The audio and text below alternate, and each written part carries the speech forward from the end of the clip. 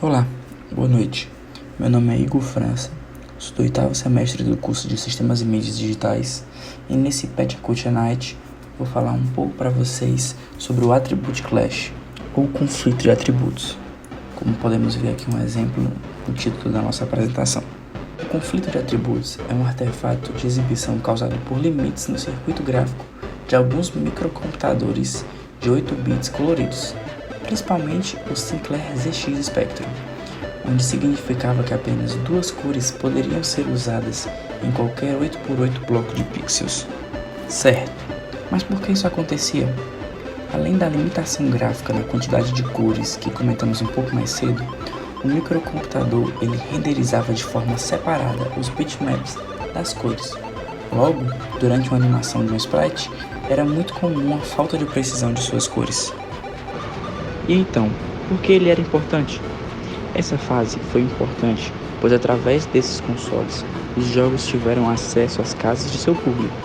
As limitações da época obrigaram os desenvolvedores de jogos a buscar soluções cada vez mais inovadoras e criativas para melhorar a jogabilidade, sem falar na influência desse mundo aos jovens da época, que viriam a se tornar os novos desenvolvedores. Tudo bem, mas o que isso significava na prática? O que apareceria na sua tela? Certo, vamos lá. Visualmente você poderia ver um objeto herdando a cor do outro objeto de trás, fazendo com que esse sprite obtivesse duas ou até mesmo três cores diferentes momentaneamente. Aqui nós temos imagens dos três consoles ou microcomputadores mais famosos durante o seu tempo. O primeiro é o Sinclair ZX Spectrum, o do meio é o famoso MSX e o último é o Commodore 64. Entre os três, o Sinclair ZX Spectrum é o que apresentava mais erros. O Sinclair ZX Spectrum foi um dos mais influentes microcomputadores europeus de 8 bits. Conhecido originalmente como ZX82, o Spectrum foi criado na década de 1980 pela companhia Sinclair Research. Apesar da sua ausência de conectores de joystick e seu gerador de som primitivo, o Spectrum se tornou um dos grandes sucessos como plataforma de jogos digitais. O MSX foi criado no Japão em 1983, pouco depois do Spectrum. O nome MSX significa Machine with Software Exchangeability. Muitos de seus usuários costumavam usá-lo apenas como um videogame de luxo. O estereótipo este é uma consequência da grande quantidade de jogos disponíveis. O Commodore 64 era um computador doméstico criado em 1982, lançado pela Commodore International. Foi listado pelo Guinness Book como o modelo mais vendido de todos os tempos, com cerca de 17 milhões de unidades vendidas, dominando o mercado de computadores de baixo custo. Dele vieram os jogos mais clássicos, como Prince of Persia e Maniac Mansion. Mas Igor, qual foi a reação dessas empresas ao descobrir esse problema, esse artefato? Inicialmente essas empresas tentaram ignorar o problema, porém essa solução não foi muito eficaz. Então com o tempo eles começaram a apresentar algumas soluções que eu vou contar para vocês um pouquinho mais tarde nessa aula. A primeira solução apareceu no jogo Night Law. Eles pensaram, bom, se o nosso artefato acontece quando há duas cores, vamos criar um jogo onde cada fase é monocromática.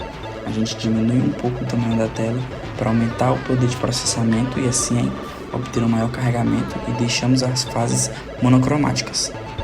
A segunda solução veio através do jogo Double Dragon, onde eles decidiram que todas as sprites animadas seriam transparentes e o fundo seria colorido. Porém, podemos ver que essa solução não foi muito eficaz, porque quando o fundo tinha duas ou mais cores, a sprite também permanecia com duas ou mais cores, fazendo com que o erro permanecesse. E a terceira solução era usar sprites grandes, semelhantes a desenhos animados, que foram cuidadosamente projetadas para abranger blocos inteiros de caracteres, sem parecerem excessivamente quadrados. Porém, a jogabilidade teria que ser projetada em torno dessas sprites, senão o erro permanecia. E agora algumas curiosidades. Como o Spectrum foi um microcomputador muito famoso no mundo inteiro, lógico que surgiriam alguns clones não oficiais. E nós temos aqui o TK90X, que é o nosso Spectrum brasileiro, com alguns jogos, como a gente pode ver aqui. E temos o Dynamic, que era um Spectrum tchecoslováquio. Como produto final, resolvi criar uma animação de um jogo. agora com as bordas de vida, pontuação e tempo, e uma tela menor. O cenário está à parte e é escuro, para dar um maior contraste ao que se passa na frente da tela do computador. Como eu tinha que tratar aspectos de um jogo mais antigo, eu escolhi por fazer pixel art. Então aqui nesse slide eu vou ter alguns exemplos dos personagens, de tudo aquilo que envolve os personagens em pixel art, para que vocês possam dar uma olhada. Já nesse slide eu trago alguns dos cenários que eu fiz utilizando também pixel art, né? Baseando em um jogo de rampas, onde o personagem vai descendo por essas rampas até chegar à base que está demonstrando aí na imagem. Por último e não menos importante, eu queria agradecer a todo mundo que assistiu. Se alguém tiver alguma dúvida e quiser conversar sobre o projeto depois, eu vou estar à disposição. Vocês podem entrar em contato comigo e eu vou deixar aqui em exibição o meu projeto final, o resultado de como ele ficou. Muito obrigado, galera. Boa noite.